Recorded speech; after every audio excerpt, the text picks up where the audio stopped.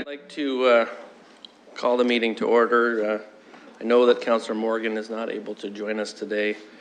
I'm not sure about Councillor Turner, but hopefully he arrives. We do have quorum, so hopefully you've got your moving and seconding arms warmed up, committee members.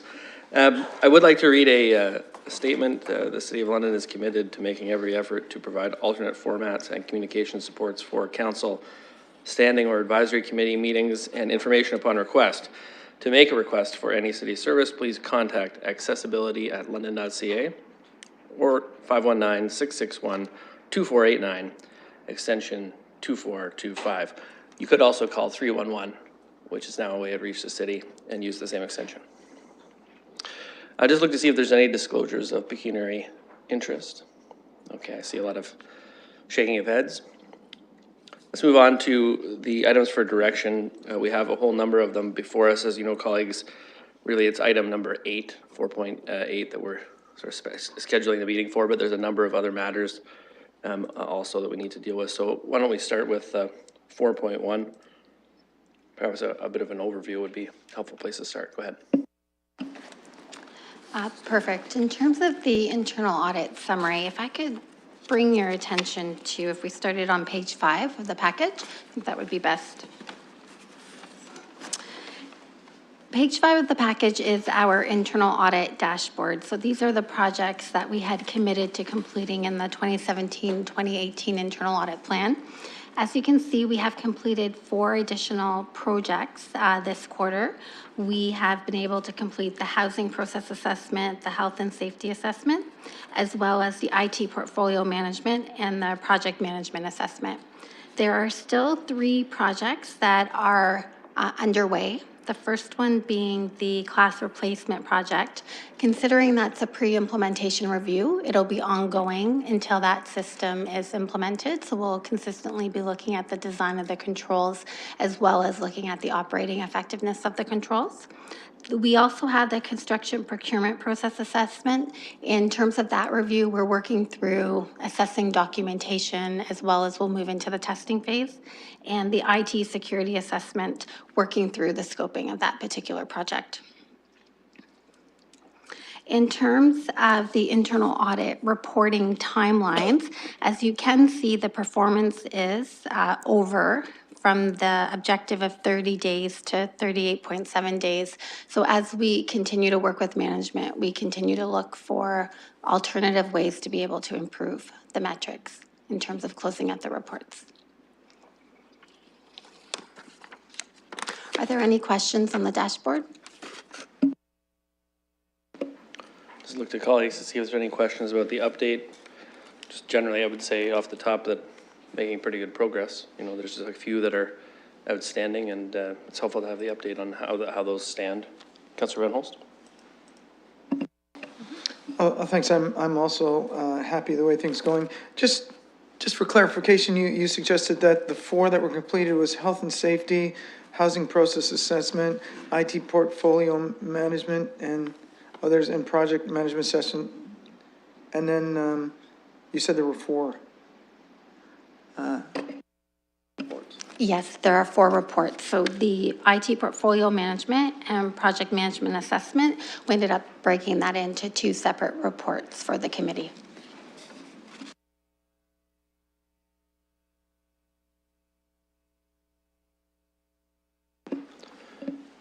Perhaps it's best to move on to those reports now. Thanks.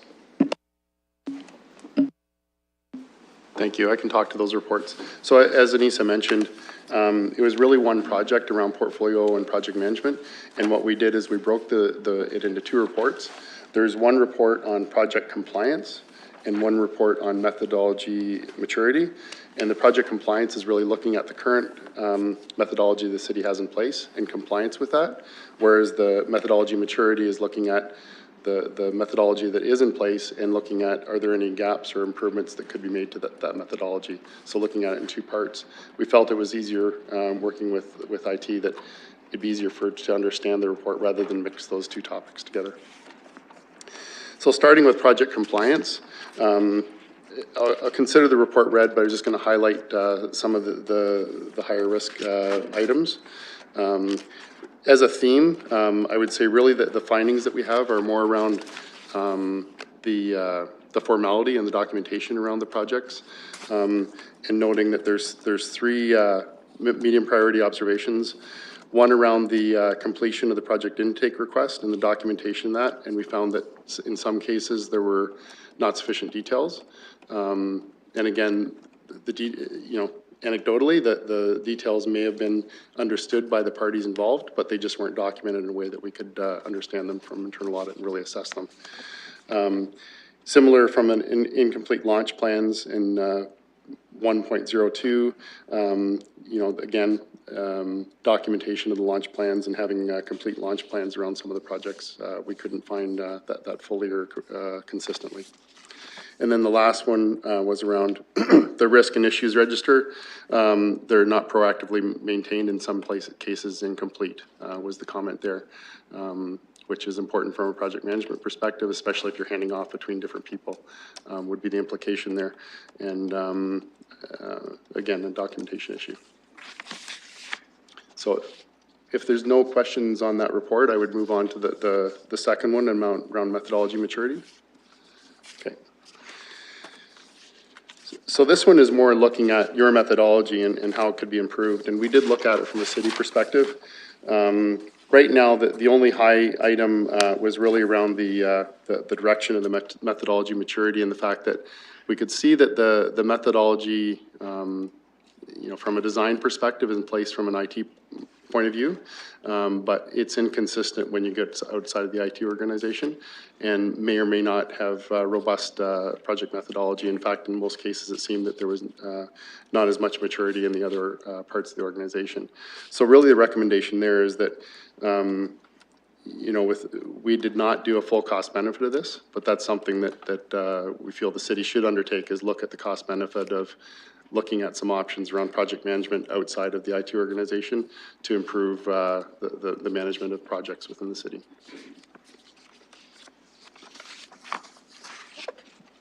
So that's the only item there, unless you had any other questions. Councilor Reynolds. Thank you, Mr. Deputy Mayor. So this is interesting to me because of course we discussed the idea of a project management office at our strategic plan meeting, and apparently we didn't look further into it, but certainly here's a little more evidence that something needs to be done along these lines, and certain in terms of bringing the project management up a notch. So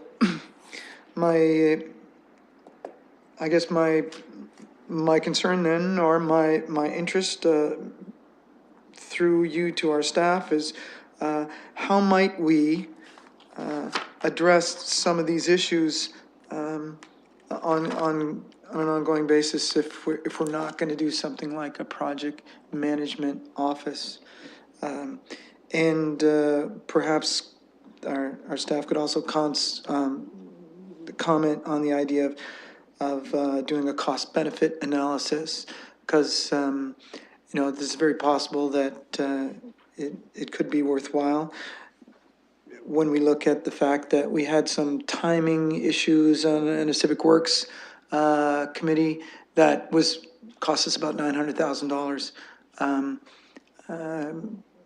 So I can certainly see some need for this. Thank you, through the chair. So as a basic philosophy, the senior management team has shown a lot of support for project management as a whole and trying to further the concepts of project management within the corporation. One of the things that Deloitte has certainly pointed out is that there is no cost benefit as part of this. So we recognize that although there may be significant benefit to particularly implementing that throughout the corporation, there is also a very significant cost in going forward to a fully implemented project management office.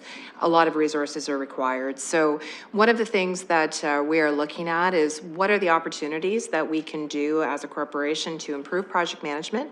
There are some areas within the corporation that do it incredibly well, and there's a huge ability to move the bar forward without going to a full project management model, particularly through improved training, looking at some models. The focus of this one particularly came from a project from an IT perspective, but what we're looking at is the broader look at, or how can we implement project management better throughout the rest of the corporation? And there may be some very simple ways that we would do, but it's certainly a resourcing issue and something that we're looking at, that through the multi-year budget, we will likely bring something forward, but we will need to take the time to do the cost benefit and see what an appropriate model would be and what ways we can do it. There could be some simple training initiatives that we could do at a low cost and have some very good outcomes come from there. So it is something we're looking at, and looking at the various ways in which we can achieve an improved model, but at a cost that would not be prohibitive. Okay, well, thank you, and again, through our chair, of course, I was the one who brought up the idea of the project management office. However, if you had brought it up, I would have probably said what I often say is can we use the 80-20 rule? Is there some agile way to do it by incremental things? I often think that's a good approach as well. So I'm very much on board with the approach that you're taking. So, but it does seem like it should be a priority. So I hope we do move on those, and we can hear back from our staff about that. Any other questions about this report? No? I wonder if you could explain to me what some of these things mean. So when I read something like mature the process or mature the method, I don't really know what that means. So I want to make sure that we really understand what we're talking about. And I wonder if either yourself or Mr. Daly can just speak to what the jargon kind of means. Not all of us stare at Gantt charts all day long and manage projects. And so I think it's just important that we understand what we're talking about. I guess I can talk more generically about maturity in the sense that there's a lot of different maturity models out there. And often what happens is, excuse me, there's a 5-point scale where you look at, everything from there's no defined process to an optimized process that's fully automated and, utopia. And then most entities would look at what is my target maturity within that framework, and try to establish what is my target, what is actually achievable and practical from a cost benefit perspective, and then measure against that and look at gaps in the maturity. So you might have some of my comments in the first report would say that you aren't fully documented. So you might say that the process is designed appropriately, but it's kind of in a 2 to 3 level of maturity within that 5-point scale because it's a little bit ad hoc, not fully managed. And that's usually when we're looking at a maturity assessment, that's what we're trying to do, is look at your maturity within a scale and not always shoot for 5. Like 5 isn't your goal. Your goal is to set what the appropriate level is when you're doing a maturity assessment versus a straight compliance review, which is, this is the process, you either comply or you don't, yes, no. So. Okay, that's helpful. It seems, having read the report, that the issue is having different areas of the organization at different levels of maturity. So it's not really that IT, say like it's a 4, it's not that it needs to go from 4 to 5, that's the problem. The problem is it's a 4 and something else is a 2 and they're interacting and it's not really working. And so putting more resources and going from 4 to 5 just to simplify things, if the other ones are still at 2, this is not gonna solve the problems that are being experienced. Is that a fair way to characterize exactly what you said so far? Yeah, I think so, because that's some of the detail. I'm not going to get into the detail, but arose because of those differences in maturity of the model within the different organizations, like within the city. So just a brief comment on this one. When we put this on the plan a while back, I felt like it was really important project because we have a lot of things that come and touch IT. The requirements on the IT area are very significant, and having worked in a business where specifying exactly what you're doing and actually executing it for clients in the past, the what exactly are we doing part is really important. And I've worked on enough projects myself that halfway through you realize you're trying to solve a different problem that wasn't properly specified at the outset. And so I think when it's a combination of very busy, a lot of requests and a lot of demands on people's time, and then also specification problems where we're not really clear at the outset about what we're doing, that can really be frustrating for everybody involved. And this is a really important internal organization, a part of the organization that's supporting all kinds of other activity across the city. And it just seemed like it really needed this kind of look to say, okay, what is this, what's going on and what needs to change? It's interesting that the recommendation is, well, we looked at IT and so what needs to change is some other things, right? Which is, I think, a hopeful result from this kind of internal audit. I think it's not an easy problem to address, and I'm glad that we're looking at a kind of wide range of things that could be done. And the organization is a complex organization, so certain areas maybe need some things, other areas need something else. I'm not sure that one thing needs to be done across the whole organization, which Councillor Van Holst was sort of addressing earlier. Anyway, good report. And if I can just follow up on the deputy mayor's thoughts, certainly it seems like the maturity level with respect to the IT is probably the place to start, as opposed to just general maturity levels in the organization. So it's how they interact with that. That department will probably be the most significant. I know, as an example for me, I know my maturity level here has to be much higher than it is when I'm hanging out with my 12-year-old nephew. So that's Great transition to the next report. So the next report is the housing process assessment. And within this particular review, we spent time looking at the governance framework. Within that, looking at the monitoring financial processes, as well as the performance metrics within this unit.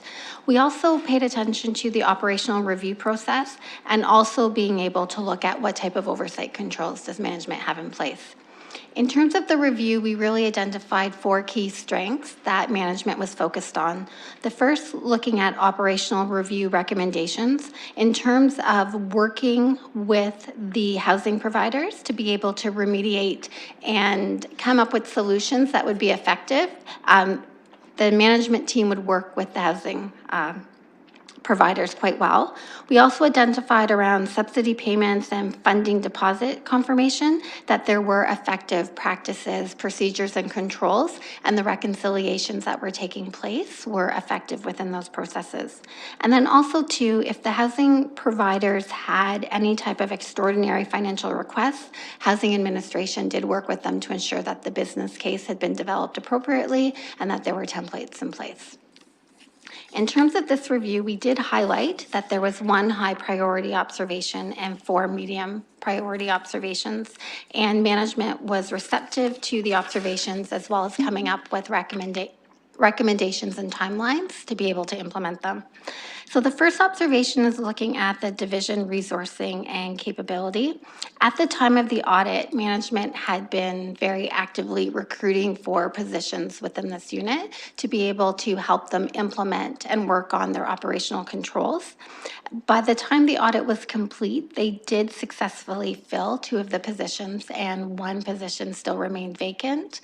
The recommendation here was just having management work more actively with human resources, or also looking at various different talent pools possibly within the city if they were not able to find the right talent that they needed to fill the role.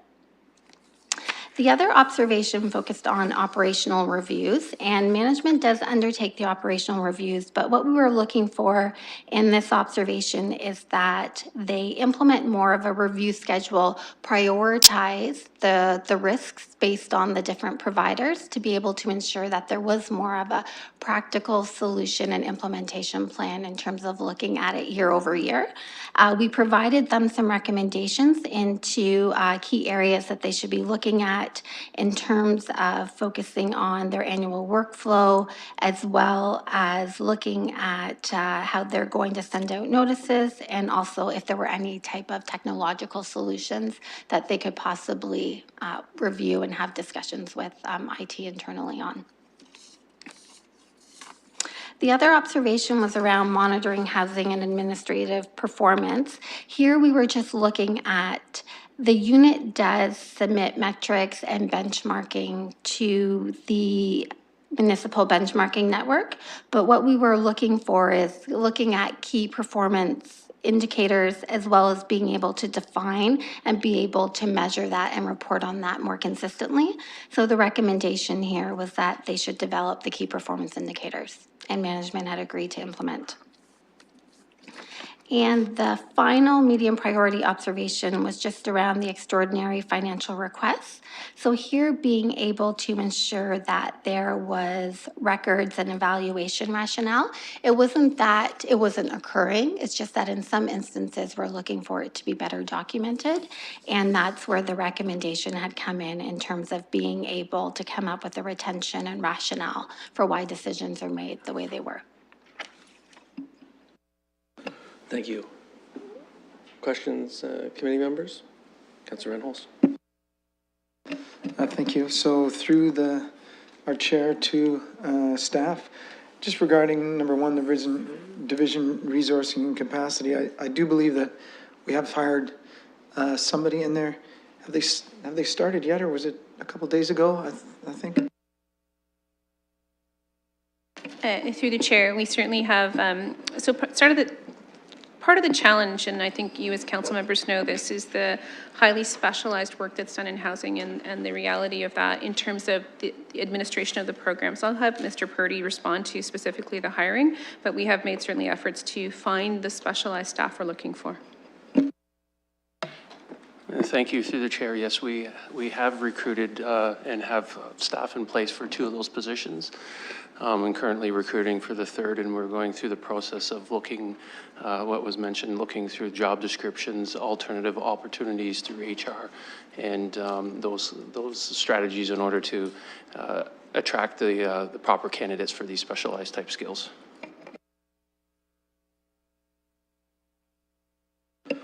Thank you. Sometimes when we have these very specific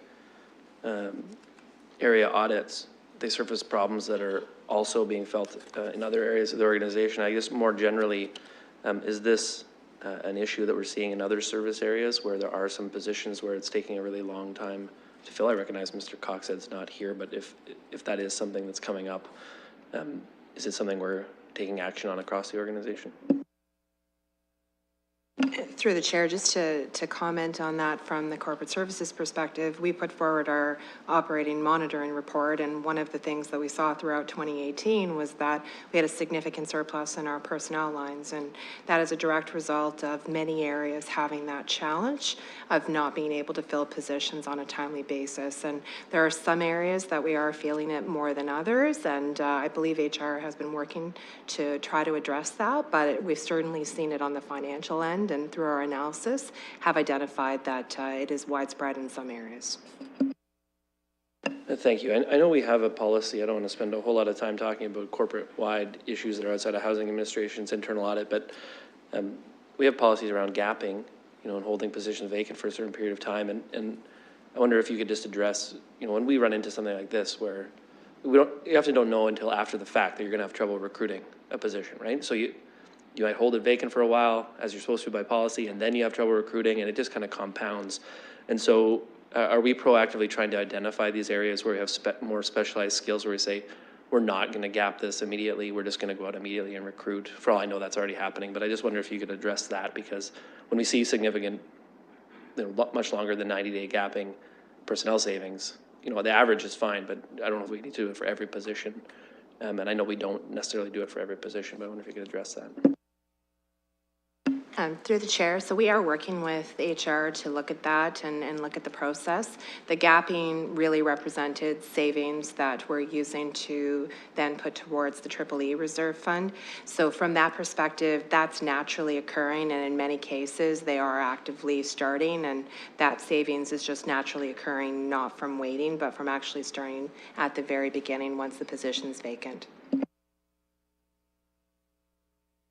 Thank you. Not seeing any other questions on that report. Councilor Reynolds? Yes, maybe just ask through you to the staff some of the key performance indicators they might be considering? Mr. Purdy. Through the chair, those key performance indicators will be identified through our homeless prevention and housing plan update. And so that's what we've suggested as a timeline associated with our revamping of that 5-year plan. And part of that process is identifying new KPIs along with the tools in order to measure and provide those outcome scorecard type of reports in the future. Okay, and that update, that's coming early Q3? Yes, through the chair, currently it's scheduled for, I'd say, early fall, September-ish period of time to come forward through council.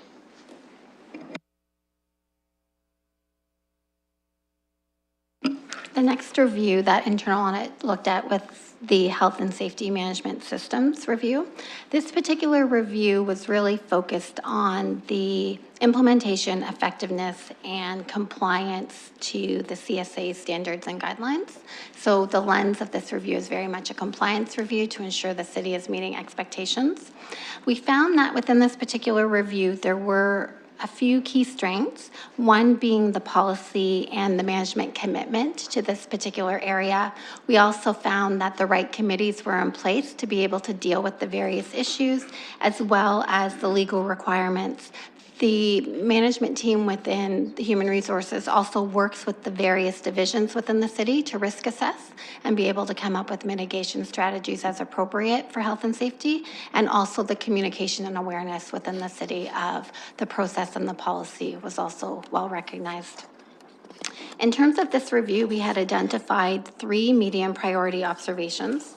The first observation was looking at the program reviews. So there is a requirement within the standards where monitoring, measuring, and management review of the HSMS program should actually take place within a set period of time. So the recommendation here is that management should complete this monitoring process and look at any outcomes that come out of that particular review and make the necessary required changes. Management did agree to this recommendation as well. The other observation is around the program dashboard. So there are various reporting and incident reportings that are taking place within the city. This particular recommendation is just asking management to actually put them all into one dashboard, one scorecard, so all the information is available in one place. Management did indicate that they'll consult with the various stakeholders and they'll come up with one key reporting metric dashboard. The other medium priority observation was around an information management system. So here we had identified that there is a need for a management information system to be able to improve and streamline the process. Management had identified that as an area that needed updating as well. There are a lot of manual processes that are currently taking place. The recommendation is in the short term, management should provide an evaluation to be able to determine what system would make sense, utilize the various tools that they currently have, and then be able to look at a long-term solution in terms of consultation with IST as required once they've gone through looking at any of the short-term recommendations or fixes as opposed to just jumping directly to a system. And the last observation that we had identified was just more around an audit program. Here, what we're recommending is that management should develop and implement a formal audit program that's aligned with the standards. So when they go through their own internal processes to be able to audit the process, that it's more standardized and structured.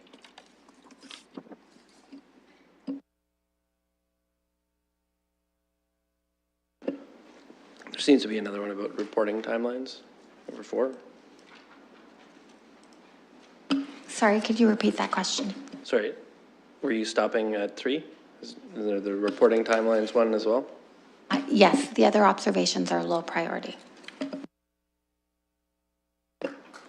Ms. Higgs. So through the chair, a question for the management team. I'm not sure who will field this, but it's interesting when we receive multiple reports coming forward from different areas. And in particular, this observation on an information management system is great for this sector and this division. And at the same time, it would no doubt place pressure on the IT department, which we saw in a previous report is already constrained and has multiple projects on the go. So the management action here isn't necessarily that they're committing to implementing the information management system. The action is we will discuss with stakeholders and determine if it's possible or not. And that investigation will go till December 2019. My question from a process perspective is, if at December 2019, the consultation has occurred and resources are not sufficient to implement this information management system, what happens from the internal audit follow-up perspective and this risk on a go-forward basis? So from an internal audit perspective, we would look to see what discussions management had, what their evaluation was, and how they came up with their determination if they would go ahead with the system or not. If they decide not to go ahead with the system, then our understanding would be that the processes may likely stay the same. If they do then go ahead and make tweaks to the manual processes, we would reevaluate and assess those and retest. But what would happen is that management would ultimately accept the risk that they are comfortable with the current process that they have. And from a manual perspective, they'd be able to identify areas of concern and report accordingly.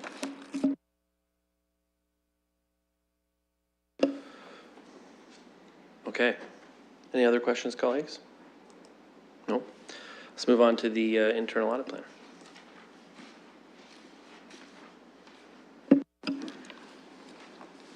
So in terms of the internal audit plan, if I can draw your attention to page 7 of the plan, which is actually page 80 of your package. This page provides a summary of what we have identified for 2019 to 2021. This was based on conversations with management, with the audit committee, as well as evaluating operational changes, strategic priorities, and that's what we used to be able to develop the plan and risk assess accordingly. What we would like you to keep in mind is in the left-hand column, FY 2019 is currently what we're proposing on completing. Anything from 2020 to 2021, these are projects that have come up through discussions with management. They are keen projects, but in terms of the internal audit budget, as well as being able to recognize what can actually be completed, we will reassess these within each of those audit years to be able to identify the 6 or 7 projects that from a risk perspective makes sense to be able to move forward with. So in terms of 2019, what we've identified is under Finance and Treasury, we would still have the continuation of the construction procurement process assessment. As you've recognized from the dashboard, this is a carryover project from 2017, 2018 that is still in progress. We thought it's important for you to still be aware that it is something that management has time commitment towards in terms of working with internal audit.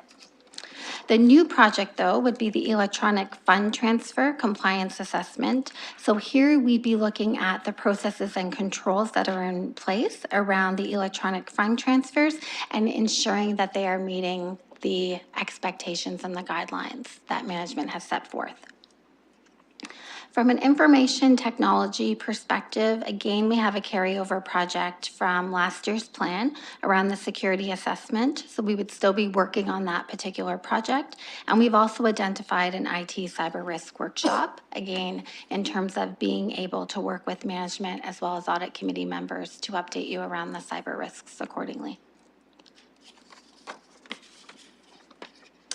The next project is on page 9 of the plan, which falls under the Smart City Strategy implementation. So here our understanding is that there's a Smart City Strategy office that is being implemented across the city.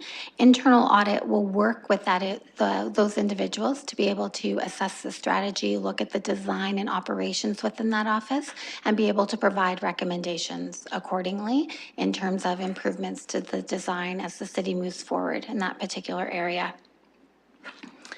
The other project is looking at parking enforcement assessment. Here, it would be looking at the framework that's currently in place and which is under contract, and be able to recommend areas for improvement, as well as be able to ensure that it is working efficiently as well.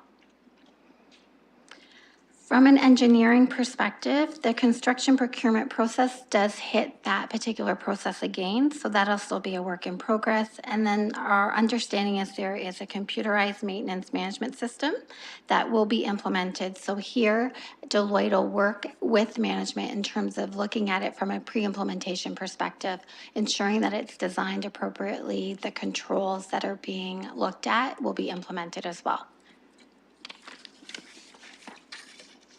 The other project we have is looking at the Dearness Home. Here it would be looking at a process review, looking at governance frameworks, financial controls, operational processes, and assessing those against policy and ensuring that staff are getting the right training as well too. So very much an operational review.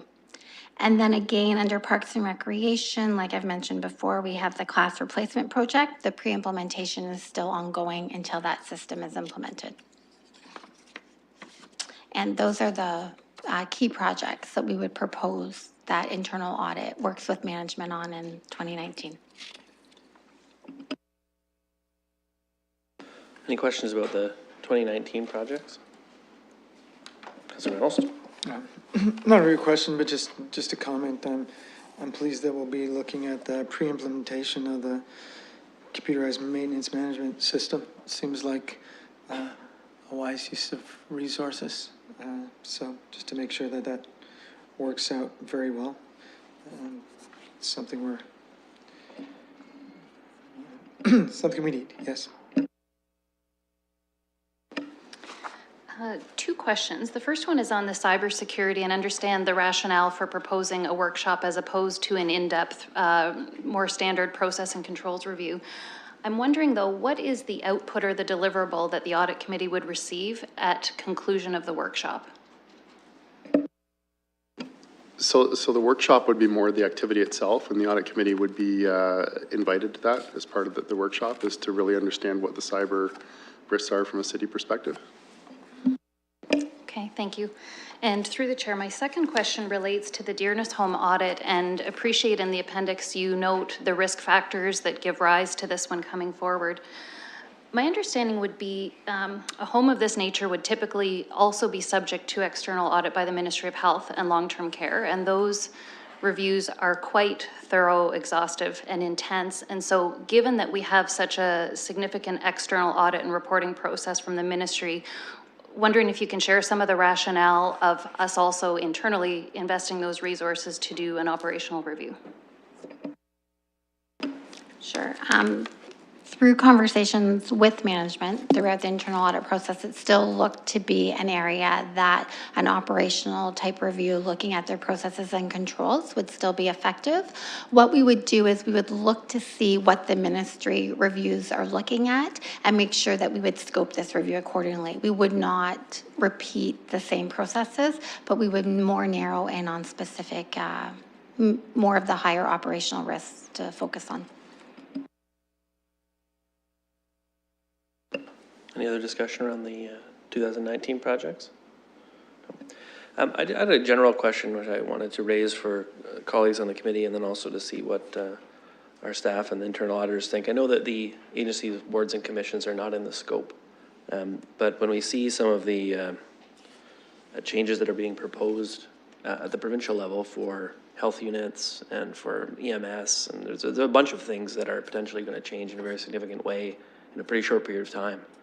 I wonder whether we should be thinking about, is there any reason to perhaps put off some of these internal audits within the city, reallocate some of those resources for 2019? Because if we're ever going to look at some of these things and what the impacts might be of, changes happening, now might be the time to do it rather than next year or the year after that, after everything has changed. Alternatively, based on what we know, we might say it's kind of hard to do anything until we know more about what the plans are.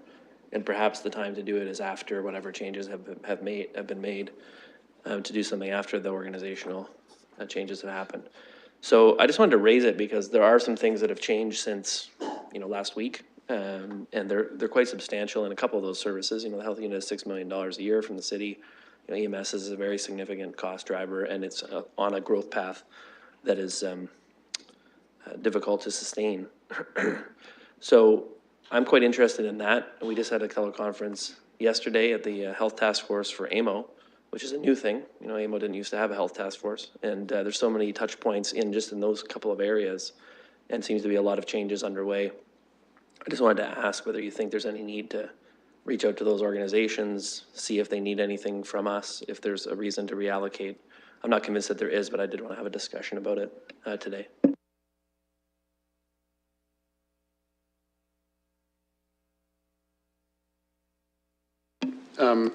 From a timing perspective, I know that working with the boards and commissions would take some discussion and coordination to get those in place. So we did look at some of that as part of the planning, and none of them bubbled up at that point to be a risk area that was within this current year. But I guess my thought is if there are areas that are more timely, and as we plan for the 2020 year, it may make sense, because we're probably revisiting this plan again in the fall, probably a lighter touch. But if we talked about paring the list back, but it could also include adding areas. So it could include, 4 or 5 from this list that we have for 2020, and then adding a couple in areas that are more topical or impactful, I guess, in the boards and commissions, and maybe start those discussions now about what would make sense from a scope perspective, and then working with those boards and commissions. Through the chair, so I think just to add to that, the challenge would be determining what the scope is of the review and how it could potentially be impacted by all of the outside factors that'll be outside of our control. And I think one of the challenges, obviously the provincial budget's quite fresh, and we have numerous briefings in the last couple of days that shed more clarity on proposed changes, but there's still a significant amount of uncertainty with respect to what it means. And the challenge of doing that is that you might look at an area and potentially make a decision that might make sense now, and that we receive additional information that might negate the work and of course then impact the resources negatively that we've invested in trying to come up with that. So I would suggest that it's something that we certainly look at when we refresh the audit plan, if there is an opportunity for something to look at. A good example is EMS. We have very little control. There may be some feedback and things that we can do through our advocacy groups and other ways to try to influence that decision, but essentially we get a bill and that's all we could do. So until we get a little bit more clarity to be able to get a position and understand what the impacts are, there's not a lot that I suggest at this time might be helpful, but there may be a time when we get enough information down the road that we would certainly consider it. So I think right now I would recommend taking a wait and see approach, and if there's an opportunity where we think it would benefit us, then we could bring that forward through the updated plan for the audit committee to consider changing. I would just support our need to keep an eye on the landscape, and as new facts emerge, bringing that forward to the audit committee if we need to make a substitution in the plan. Thank you for that. I just wanted to check in on that with colleagues and also with the auditors. 2020 projects, do you want to go over some of those, or do you want to have the discussion about 2020 and 2021 since they're both out in the future? If you like, we can go over the projects just in terms of some of the key risk areas that we had identified. You like to? Okay. So in terms of what I'll do then is I'll work down the internal audit universe, and then I'll talk to you what falls within 2020 and 2021 as well. So if we started with the solicitor in 2020, we were looking at a clerk's office assessment. So here it would be looking at the operational controls and management oversight controls within the clerk's office. We recognize that this is an area that we haven't looked at previously, and it has bubbled up to be something that would be of relevance for internal audit to take a look at. The other area is human resources, so looking at the recruitment process here, looking at the recruiting and hiring, as well as providing emphasis on the adherence to any type of government requirements and the timeliness and effectiveness of the hiring process within the city as well too. I think that looking at the recruitment process will touch on some of those other key items that we're seeing in other reports when there are vacancies and difficulties to fill positions. We also have in 2021, looking at an HRIS project pre-implementation review. So here again, we understand that there may be some changes from a system perspective. So Deloitte will work with management to assess the design of the particular systems, as well as provide recommendations around user requirements and controls that should be in place. From a finance and treasury perspective, in 2021, we'd be looking at an environment and asset retirement obligations assessment. So here, looking to see what processes are in place and what monitoring is in place to ensure that any assets are being retired appropriately and that they are in compliance with Section 3280 of the Public Sector Guidelines. On the following page for information technology in 2021, here we'd be looking at an IT risk identification process assessment. So this is very much looking at an IT type of risk assessment and looking at what are those key risks that affect information technology and ensuring that they have been identified and that there are mitigation strategies in place and that they're being reported accordingly and bubbling through the organization. In 2021, we also have an emergency planning process review. So here looking at the elements of business continuity, disaster recovery, as well as looking at end user requirements. So if the city was to undergo a state of emergency, what would that look like, not just from an IT perspective, but how it impacts the businesses as well. From a planning perspective, in 2020, we'd be looking at resiliency planning, governance, and monitoring. So here we'd be working with staff through their preparation of developing the city's resiliency strategy. So again, it'll be looking at it from a pre-implementation, looking to see what the design of that strategy will be, what controls management is considering, and having Deloitte provide some recommendations around those pieces. In 2021, there's an industrial community improvement plan incentives. So here it would be looking at that process, looking at assessing the value for money generated from the incentives and ensuring that there is reduction and elimination of those incentives as appropriate. In terms of development and compliance with services, there would be an assumption and securities assessment. So here we'd be taking a look at that process and that framework and providing recommendations. Permit approval was an area to include within 2021. We understand that there could be some changes within that process, so we would be evaluating the framework that's in place, as well as looking at the booking for grants, eligible developments, and any of the permit reporting system. In environmental, we'd be looking at public works process assessment. Here, this is just an operational review. It's an area that internal audit has not looked at, so that's why it has been included within the plan. From an engineering perspective, we have the traffic management project pre-implementation review. So here we can really think about this project as a placeholder. Depending on what does happen, internal audit would have a lens into that planning process and being able to assess again the design and the strategy going forward. In 2021, we'd be looking at the strategic investment project. So here we'd be looking at the various milestones, looking at the project management controls, as well as looking at procurement and construction accordingly. And on the next page, looking at social services, again, this would be an operational review, an area internal audit hasn't looked at. That's why it's included within the plan. The same would be true for fire in terms of looking at the fire process assessment. We recognize that there are changes that are taking place. So in 2020, it would make sense to take a look at this particular area and evaluate the effectiveness and the key performance area indicators that management is implementing.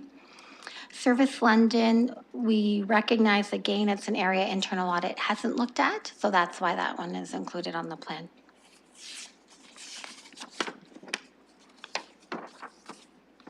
And again, when we come back to look at the internal audit planning process in the fall of 2019, we'll spend some time with the senior leadership team to look at the risk profile, see what makes sense to be able to be considered going forward as well.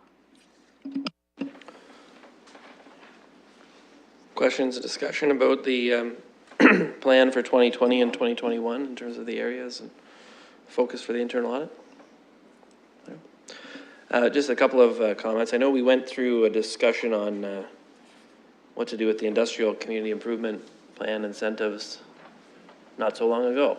And I'm glad to see that we're going to follow up on that and see, you know, okay, we made some changes. Let's take a look at this again, because what we did last time was relatively minor changes to the industrial DC program, for example. I think those were appropriate and going in the right direction, but I think it's a good one to keep an eye on. And so I think, you know, consider, I don't know when that was, last year, year before that, time flies. But it's going to have been in place for 3 or 4 years, and I think that's a good timeline in terms of taking another look at it. I think it's good to flag it for people who are very interested in that issue, that it's going to be something we're looking at. I will be interested to see what the timeline is once we get the results from the internal audit, where that actually shows up in terms of decision-making, if there's changes to the program, and how that will line up with, for example, the next multi-year budget, you know, how that's going to feed in, because that's a not insignificant program. Just earlier this week, we allocated some extra money to cover off, you know, expected demands on this particular program, and it can be expensive when people build very large buildings unexpectedly. So a nice problem to have, I suppose, but making sure that the program is actually good, and whether we really need it, and maybe we need something different, I think is really a really good thing.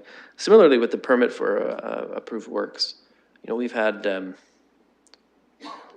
some, how to describe it, some difficult situations with permits for approved works where private developers and utilities are coming into the roadways, major arterial roadways, at the same time as other big public construction projects are underway. And it's can be very disruptive when it's not timed appropriately. And I think really looking at those changes, I know some changes are underway on that front, but looking at, did that solve some of these problems? You know, is this being tracked? A lot of it is a coordination issue. And I think that's really a good one. I know it sounds kind of boring, like a lot of internal audit things sound boring, but this one is like I think it could be really, it is an issue of sort of process and approach and how it's being handled, right? And so I think that's really appropriate for internal audit. I'm glad on the public works process assessment. I think that's timely. You know, like I say, internal audit hasn't been in there to take a look, and that's a large amount of money that goes through public works. And so from a risk perspective, I think it makes sense to get in there and look at the process, make sure that everything is great. I'm sure it's all being done very well. So no suggested changes. The timing looks good. Everybody's comfortable. No? That's what happens when Morgan and Turner on here, eh? Okay. So we have a lot of these reports here essentially to receive for information. The one that is about the internal audit plan, really we need to approve that. That's the draft that's before us, and so we have to approve that as the direction for the internal auditors for the next couple of years. Of course, subject to adjustments as we go. Is there a mover for receiving everything and approving the internal audit plan? Okay. Laurie Higgs is moving, seconded by Councillor Van Holst. All those in favor? Carried. Thanks for your work, Deloitte. You guys are doing a great job, and also to the staff who've been pulling through. I also noticed when there's a gap in an area, so IT, you got a break for 2020, no internal audits, just focus on all the projects that are underway. And I think that's important too, that the tempo, you know, in any given area is not just like constant, you know, we're always getting internally audited.